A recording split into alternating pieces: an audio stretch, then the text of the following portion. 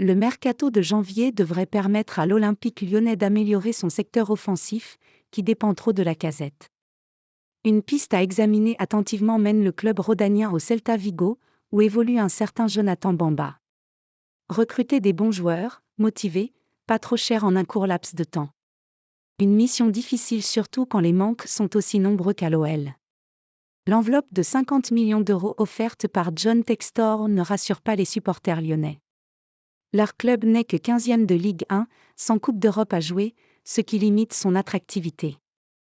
Dans ces conditions, il faut être un fin observateur pour trouver des joueurs transférables et susceptibles d'améliorer le collectif de Pierre Sage.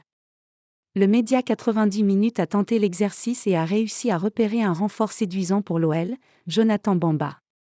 Bamba est un taulier au Celta Vigo. L'ancien Lillois est arrivé libre au Celta Vigo l'été dernier.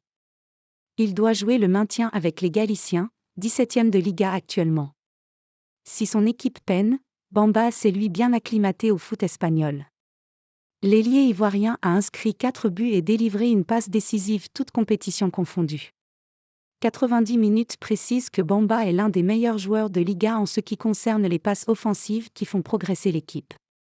Il possède surtout un profil qui manque à l'OL. Ailier doué techniquement, il sait éliminer ses adversaires et créer des occasions. Il serait à même d'épauler Alexandre Lacazette en attaque, étant plus solide que les jeunes Ernest Nuama, Jeffinho et Diego Moreira. Il est en plus très efficace sur le travail défensif et sur les replis. À 27 ans, il a déjà une solide expérience du haut niveau. Il a disputé la Ligue des Champions et 200 matchs de Ligue 1 avec le LOSC tout de même.